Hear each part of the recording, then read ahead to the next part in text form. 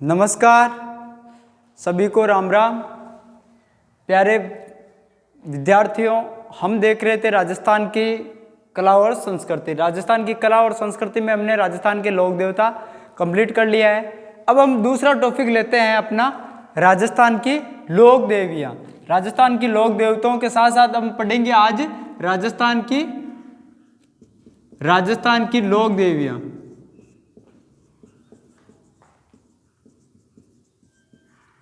राजस्थान की लोक देवियाँ तो मैंने बताया था, ऐसे जनमानस में पूजे जाने वाली जो महिलाएं हैं, ऐसी महिलाएं हैं जो अपने किसी विकार चमत्कारी रूप में वो प्रसिद्ध हुए हैं, तो वो लोक देवियाँ कहलाती है। तो हम पढ़ेंगे आज राजस्थान की लोक देवियों में सबसे पहले पढ़ते हैं हम माँ करणी, जो कि इनका मंदिर देशनोक बीकानेर में है। करणी माता, तो करणी माता का मंदिर पहले तो ये देखते हैं, ये करणी माता का मंदिर देशनोक बीकानेर में है। अब इनके बारे में हम देखते हैं, शुरुआत से इनके जन्म से लेकर इनके परिनिर्वाण तक जो इनकी कहानी देखते हैं कि ये जो करणी माता है, इनका जीवन काल शुरुआत होता है, इनका जीवन काल तो 1387 ईस्वी से 1538 ईस्वी तक, यानी ये 151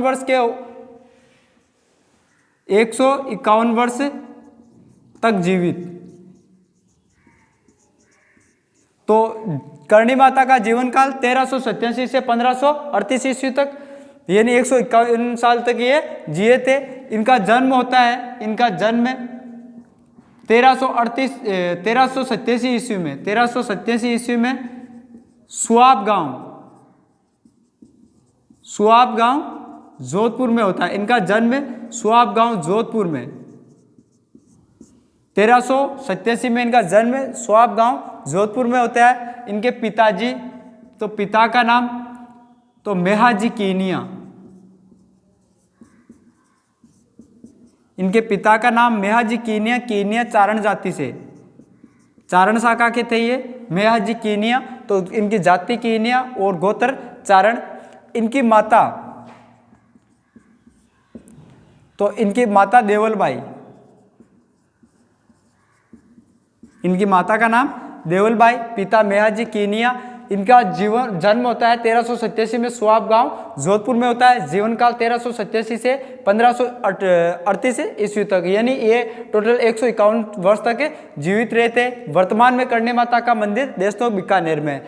ठीक है, अब आगे देखते हैं कि जो करणी माता है, ये होता क्या है कि करणी माता का जन्म होता है। करणी माता का जन्म, इनके पहले 5 बहनें हुई थी, ये 6ठे नंबर की बहन थी, 6वें नंबर की बहन होती है करणी माता। और करणी माता जब होती है तो इनके कोई भाई नहीं था, पहले 5 बहनें थी। मेहाजी कीनिया के 6वें नंबर की करणी माता होती है। करणी माता होने पर मेहाजी कीनिया की बहन थी, मेहाजी कीनिया की एक बहन थी जो इनके बुआ लगती है, वो तिरस्कार स्वरूप इनके सिर पे हाथ रखती है। करणी माता के तिरस्कार स्वरूप वो सिर पे हाथ रखती है। हाथ रखने से तिरस्कार स्वरूप, यानी वो गुस्से में आकर, क्योंकि इनके भाई नहीं था और इनके जो इनकी बुआ थी उनके भाई, मतलब मेहाजी कीनिया के केवल लड़कियां हो रही है। जैसे ये 5 लड़की हो गई, 6ठे नंबर की करणी माता होती है, 6ठे नंबर की करणी माता होती है। करणी माता के सिर पे इनकी बुआ हाथ रखती है। और ये जो विकलांग थी, करणी माता की बुआ विकलांग थी, तो ये जन्म स्वरूप इनके तिरस्कार स्वरूप इनके सिर पे हाथ रखने पर उनके हाथ में जो विकलांगता थी वो अंगुलियां ठीक हो जाती है। तब इस चमत्कार को देखकर इनकी जो बुआ थी वो इनका नाम यहीं से करणी रख देती है, इनका नाम करणी रख देती है। ये जब करणी माता 6 वर्ष की थी, तब इनके पिता मेहाजी कीनिया को सर्प ने डस लिया था। 6 वर्ष की उम्र में जब करणी माता थी तो इनके पिता मेहाजी कीनिया को सर्प ने डस लिया था। तो उस सर्प का जहर करणी माता ने अपने चमत्कारों से उतारा था और मेहाजी कीनिया को वापस पुनर्जन्म के रूप में अपनी जीवन दान दिया था। करणी माता का जन्म, यह करणी माता का विवाह होता है 29वें वर्ष। 29वें, जब ये 29 वर्ष के होते हैं तब करणी माता का विवाह होता है देपाजी बिट्ठू के साथ, देपाजी बिट्ठू जो कि साठी का गांव, देपाजी बिट्ठू जो कि साठी का गांव बीकानेर के थे। देपाजी बिट्ठू के साथ इनका करणी माता का विवाह होता है 29वें वर्ष, जो कि साठी का गांव बीकानेर के थे।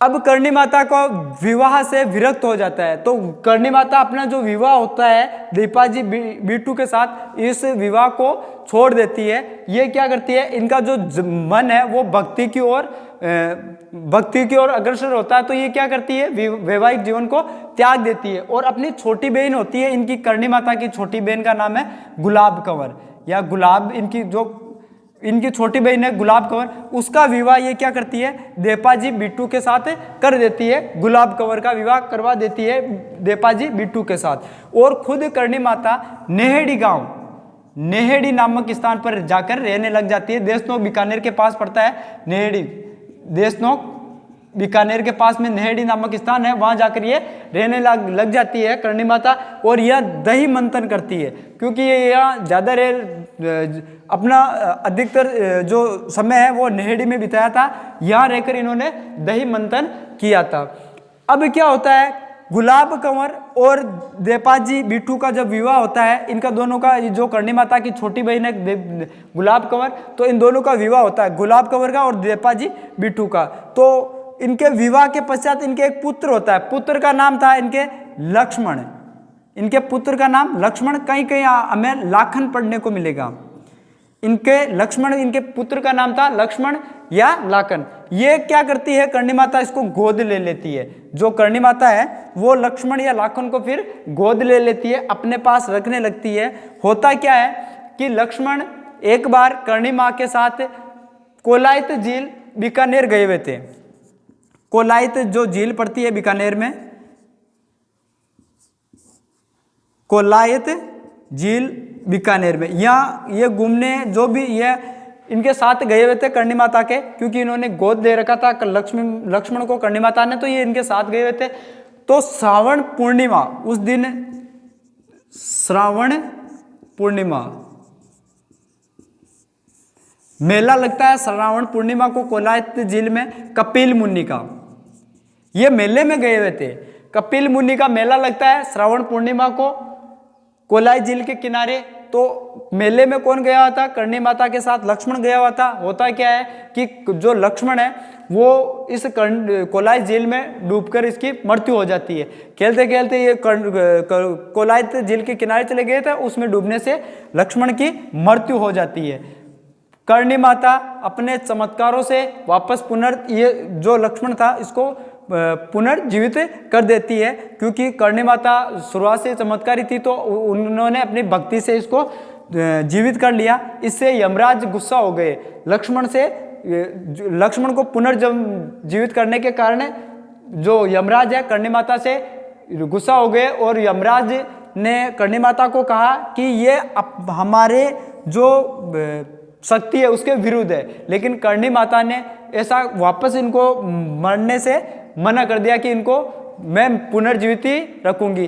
तब यमराज ने कहा कि मैं आगे आपके जो वंशज है मैं उनको आगे से लेने नहीं आऊँगा, न लेके जाऊँगा। तो कहते हैं कि ये जो करणी माता है, करणी माता ने साफ कहा कि मेरे जो वंशज होंगे वो मेरे मंदिर में चूहे बनकर रहेंगे, मेरे मंदिर में चूहे बनकर रहेंगे, न वो तो आपके पास नहीं आएंगे। इसीलिए आज करणी माता के मंदिर में चूहों की संख्या सैकड़ों है, क्योंकि जो भी इनके वंशज होते हैं करणी माता के, जो चारण जाति का होता है, उसकी मरने के पश्चात वो चूहे के रूप में पुनर्जन्म में करणी माता के मंदिर में लेते हैं। इसीलिए करणी माता को चूहों की देवी भी कहा जाता है, करणी माता को चूहों की देवी भी कहा जाता है। लक्ष्मण जो कि कोलायत झील में श्रावण पूर्णिमा को इसकी मृत्यु हुई थी, श्रावण पूर्णिमा के दिन कोलायत झील में डूबकर होने से चारण जाति में श्रावण पूर्णिमा के दिन रक्षाबंधन नहीं मनाया जाता है। तो जो चारण जाति क्या है वो रक्षाबंधन, तो हम श्रावण पूर्णिमा को रक्षाबंधन आता है, रक्षाबंधन श्रावण पूर्णिमा को आता है, तो श्रावण पूर्णिमा को चारण जाति के लोग श्रावण पूर्णिमा के दिन रक्षाबंधन नहीं मनाते।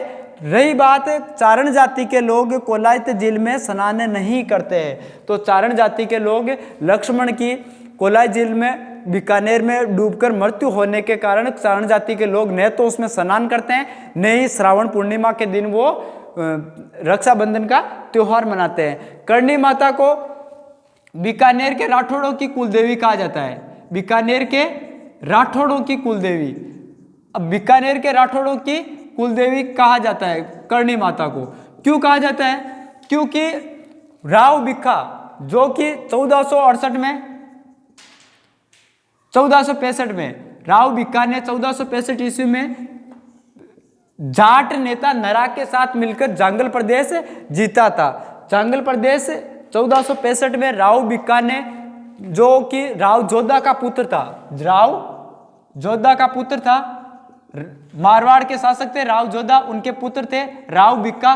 राव बिक्का 1465 ईस्वी में करणी माता के आशीर्वाद से कोडमदेसर नामक स्थान पर, जांगल प्रदेश में कोडमदेसर नामक स्थान पर बीकानेर राज्य की स्थापना करते हैं।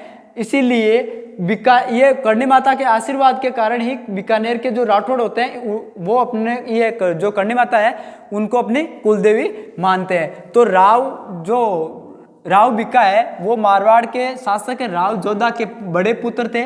उन्होंने मां करणी के आशीर्वाद से 1465 में जांगल प्रदेश, पहले बीकानेर का प्राचीन नाम जांगल प्रदेश था। जांगल प्रदेश है उसमें कोडमदेसर नामक स्थान पर 1465 में बीकानेर राज्य की स्थापना की। अब ये बीकानेर नाम क्यों पड़ा?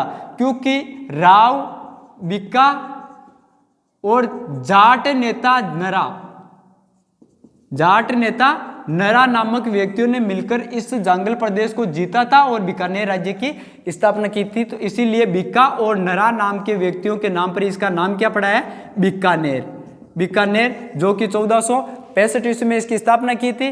फिर राती घाटी नामक स्थान पर राव बिक्का ने राती घाटी नामक स्थान पर 1488 ईस्वी में बीकानेर शहर की स्थापना की। बीकानेर शहर की स्थापना 1488 में राती घाटी नामक स्थान पर राव जो बिक्का है उसने बीकानेर नगर की स्थापना की। बीकानेर नगर की स्थापना 1488 में राती घाटी नामक स्थान पर राव बिक्का ने मां करणी के आशीर्वाद से इसकी स्थापना की थी। इसीलिए बीकानेर के राठौड़ों की कुलदेवी करणी माता को कहा जाता है।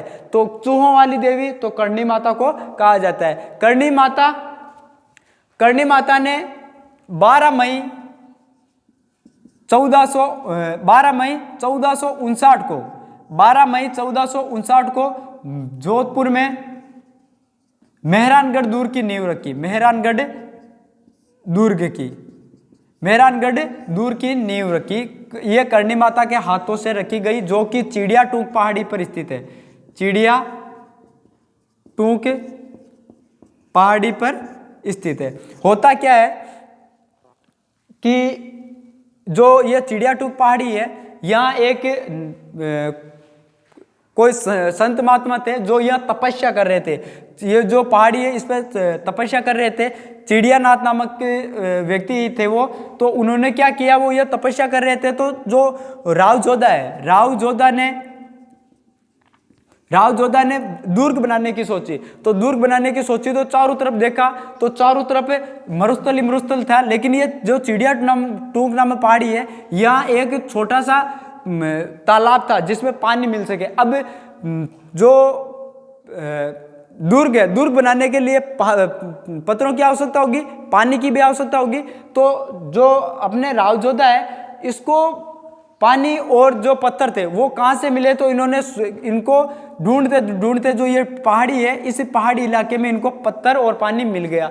अब यह तपस्या कर रहे थे, चिड़ियानाथ जो नामक जो संत है वो तपस्या कर रहे थे। तो राव जोधा ने उनसे प्रार्थना की कि मैं इस स्थान पर दुर्ग बनाऊंगा, तो आपको ये स्थान छोड़ना पड़ेगा।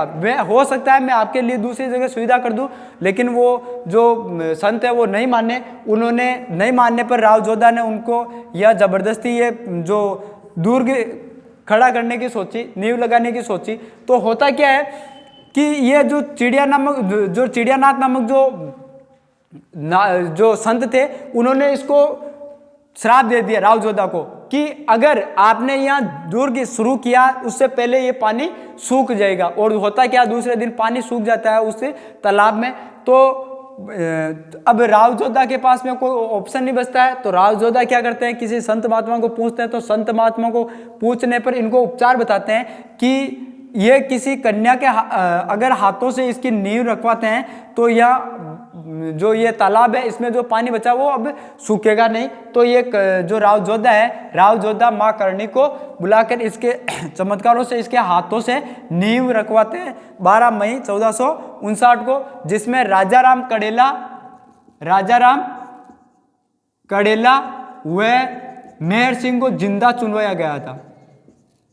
और ये भी इसीलिए क्योंकि इसमें ये जो तालाब था यह पानी सूख रहा था, इसकी वजह से राजाराम कड़ेला व मेहर सिंह को 12 मई 1459 को मेहरानगढ़ दुर्ग जोधपुर की जो नींव है उसमें जिंदा चुनवाया गया था। आज भी जो मेहरानगढ़ दुर्ग है, मेहरानगढ़ दुर्ग में जब तीज की सवारी या निकाली जाती है तो जो राजाराम कड़ेला है उसके परिवार को ज़्यादा प्रोत्साहित किया जाता है, वो उसका परिवार वहाँ ज़्यादा प्रोत्साहित किया जाता है। आज भी इसके परिवार को ज़्यादा मान्यता दी जाती है क्योंकि इस व्यक्ति को वहाँ जिंदा चुनवाया गया था, राजाराम कड़ेला और मेहर सिंह को। तो जो 12 मई 1459 को करणी माता ने मेहरानगढ़ दुर्ग की नींव अपने हाथों रखी थी। करणी माता के मंदिर में बहुत सारे चूहे होते हैं, उनमें सफेद चूहे पाए जाते हैं जिनको काबा कहा जाता है। सफेद चूहे होते हैं उनको काबा कहा जाता है, काबा कहा जाता है। करणी माता के मंदिर में सफेद चूहों को काबा कहा जाता है। करणी माता का प्रतीक चिन्ह, तो करणी माता का प्रतीक चिन्ह तो सफेद चील, जो कि इस चील का जो चित्र है वो बीकानेर का झंडा है उसमें भी देखने को मिलेगा, मारवाड़ में भी देखने को मिलेगा, और अपने जो किशनगढ़ रियासत थी उस समय किशनगढ़ के झंडे में भी चील देखने को मिलेगी। क्योंकि जो मारवाड़, ये जो किशनगढ़, बीकानेर और मारवाड़, किशनगढ़, बीकानेर व मारवाड़, ये तीनों में ही राठौड़ जो वंश है वो मारवाड़ से ही आगे, ये मारवाड़ के वंशज ही है। इसी कारण ये जो चील का जो निशान है वो इनके झंडे में हमें देखने को मिलता है। करणी माता, तो करणी माता के मंदिर का निर्माण, तो करणी माता के मंदिर का निर्माण चांदमल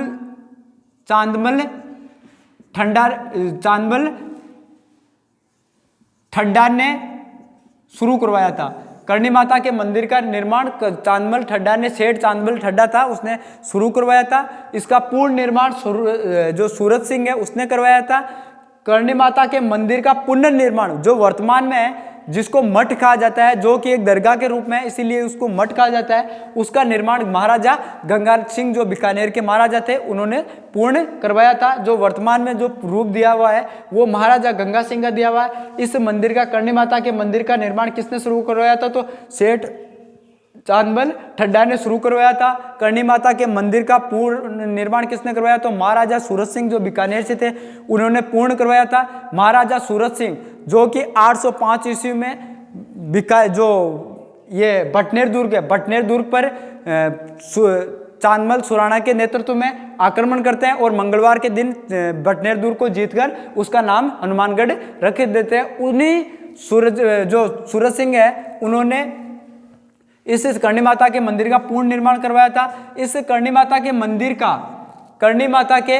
का जो आधुनिक निर्माता है वो कौन है, तो करणी माता के मंदिर का आधुनिक निर्माता महाराजा गंगा सिंह है। करणी माता के मंदिर में वर्तमान में जो चांदी के किवाड़ लगे हुए हैं, चांदी के किवाड़, तो अलवर के राजा था महाराजा बख्तावर सिंह, तो अलवर के महाराजा बख्तावर सिंह ने करणी माता के मंदिर में चांदी के किवाड़ बनवाए थे। करणी माता के एक गवाले थे दशरथ मेघवाल, करणी माता के जो गवाले थे दशरथ मेघवाल, तो करणी माता के जो मुख्य द्वार है, तो मुख्य द्वार के पास में एक जो उनके गवाले थे दशरथ मेघवाल, उनका चबूतरा बना हुआ है, यानी उनका जो छोटा मंदिर बना हुआ है दशरथ मेघवाल का, उनके जो मुख्य मंदिर का जो दरवाजा है वहाँ इनका जो छोटा मंदिर बना हुआ है। दशरथ मेघवाल जो इनके जो गायें चराते थे, दशरथ मेघवाल इनके गवाले थे, उनका मंदिर, ये छोटा मंदिर बना हुआ है। उसके पास में 2 कढ़ाइयाँ रखी हुई है, 2 बड़ी कढ़ाइयाँ, जिनका नाम सावन भादो कढ़ाइयों के नाम से जाना जाता है। तो सावन भादो कढ़ाइयाँ कहाँ स्थित है? तो सावन भादो कढ़ाइयाँ देशनोक बीकानेर में स्थित है। अब इसके नाम से ही आगे हम देखते हैं कि सावन भादो कढ़ाइयाँ, तो सावन भादो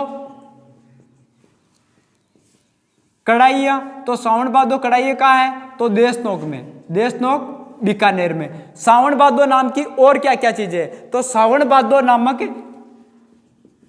सावन भादो झील, यह सिरोही में है।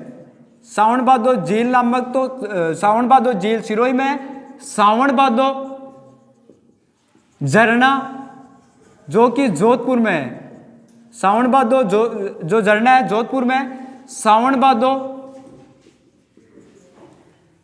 महल, तो सावन भादो महल तो डीग के भरतपुर में है। वर्तमान में ये डीग भरतपुर में नहीं आता है, डीग में आता है। तो सावन भादो कढ़ाइयाँ तो देशनोक बीकानेर में, सावन भादो झील सिरोही में, सावन भादो झरना जोधपुर में, सावन भादो महल डीग में, सावन भादो नामक नहर, तो सावन भादो नहर कोटा में स्थित है। तो सावन भादो कढ़ाई कहाँ स्थित है? तो बीकानेर में स्थित है। सावन भादो नामक जो कढ़ाई है बीकानेर में करणी माता के मंदिर में स्थित है। दशरथ मेघवाल के जो उनके गवाले थे, उनके जो छोटा मंदिर है उसके पास में रखी हुई है 2 बड़ी कढ़ाई है, जिनको सावन भादो नाम से जाना जाता है। तो सावन भादो नहर कहाँ स्थित है? तो कोटा में स्थित है। सावन भादो झरना कहाँ स्थित है? जोधपुर में। सावन भादो झील कहाँ स्थित है? तो सिरोही में। सावन भादो नहर कहाँ है? तो कोटा में स्थित है। और सावन भादो महल कहाँ स्थित है? सावन भादो महल अपने डीग में है, जो कि वर्तमान में डीग नया जिला बन गया, तो नए जिले में है। तो ये अपने करणी माता है कि करणी माता का जो करणी माता का जन्म तो 1387 में होता है, स्वाब गांव जोधपुर में होता है। पिता का नाम मेहाज जी कीनिया था, जो कि चारण शाखा से है। उनकी माता का नाम देवलबाई था। इनका विवाह होता है 29वें वर्ष देपाजी बीटू के साथ, जो कि साटिका गांव बीकानेर के थे। इन जो बाद में ये वैवाहिक जीवन त्याग कर अपनी छोटी बहन गुलाब कौरी का विवाह देपाजी से करवा देते हैं। उनके लक्ष्मण नामक पुत्र उत्पन्न होता है, जिसको ये गोद ले लेते हैं। ये सावन पूर्णिमा के दिन जो कोलायत झील बीकानेर में कपिल मुनि का मेला बढ़ता है, वो देखने के लिए ये गए हुए थे। तो वहाँ क्या होता है कि जो इनका जो पुत्र, जो गोद लिया पुत्र है लक्ष्मण, वो उसमें डूबकर उसकी मृत्यु हो जाती है। ये उनको जीवित करते हैं। पुनर्जीवित करने के कारण यमराज इनसे नाराज हो जाते हैं। यमराज नाराज होने के बाद में इनको कहते हैं कि भाई जो आपके वंशज है उनको मैं आगे से नहीं ले जाऊंगा। इसीलिए आज करणी माता के मंदिर में जो भी चारण जाति के व्यक्ति है उसकी मृत्यु के पश्चात वो चूहे के रूप में जन्म लेते हैं। और आज वहाँ असंख्य चूहों की जो संख्या पाई जाती है, असंख्य चूहे वहाँ पाए जाते हैं। और करणी माता के मंदिर में चूहों की वजह से प्लेग रोग नहीं फैलता है। एक बार अपने महामारी फैली थी प्लेग रोग, जो कि चूहों से होता है, लेकिन उसमें एक भी व्यक्ति की मृत्यु करणी माता के मंदिर में एक भी चूहे की और एक भी व्यक्ति की मृत्यु प्लेग रोग से नहीं हुई थी। ये माँ करणी का अपने आशीर्वाद बना हुआ है। माँ करणी ने जो 12 मई 1459 को मेहरानगढ़ दूर की नींव रखी थी। और 1465 में राव बिक्का को आशीर्वाद माँ करणी ने आशीर्वाद दिया था, जिसके कारण कोडमदेसर नामक स्थान पर राव बिक्का ने बीकानेर राज्य की स्थापना की थी। बीकानेर राज्य की स्थापना 1465 में राव बिक्का ने की थी। उसके बाद में 1488 में राव बिक्का ने राती घाटी नामक स्थान पर आखा तीज के दिन, आखा तीज यानी वैशाख शुक्ल तृतीया को बीकानेर नगर की स्थापना किसने की? तो अपने राव बिक्का ने की थी। ये जो करणी माता है, करणी माता ने राव कान्हा का वध किया था। राव कान्हा जो कि 1423 से 1427 तक मारवाड़ के शासक थे। मारवाड़ के शासक राव कान्हा 1423 से 1427 तक है।